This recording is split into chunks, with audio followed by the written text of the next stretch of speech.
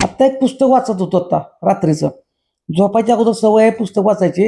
ह्याच्यामध्ये इतका भारी एक पॅरेग्राफ आहे. पॅरेग्राफ बघा. ध्येय निश्चित करा, तुमच्या ध्येयाला मनात कोरून टाका, ध्येयाने झपाटून जा, यश तुमच्याकडे अक्षरशः ओढलं जाईल. हे आपल्याला वजन कमी करण्यासाठी कुठं वापरतो बघायचा. ध्येय निश्चित करा, मला वजन कमी करायचं, हे ध्येय निश्चित करायला पाहिजे आपल्याला. ठीक आहे. त्याच्या पुढचं, तुमच्या ध्येयाला मनात कोरून टाका.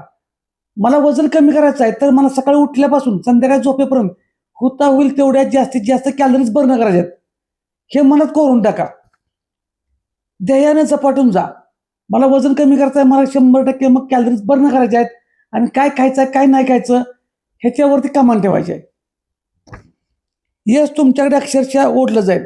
ही जर सवय तुम्ही व्यवस्थित लावली कॅलरीज बर्न करायची आणि किती कॅलरीज खायची, ह्याच्या पलीकडे काय नाही, 100% यश तुमच्याकडे 100% ओढलं जाईल. म्हणजे काय होईल, तुमचं वजन कमी होईल आणि तुमचा फिटनेस चांगला राहील. फक्त हे एवढं आपण जे सूत्रात बसतंय ते बसवलंच पाहिजे, पण 100% निर्णय तुम्हीच घेतला पाहिजे. धन्यवाद.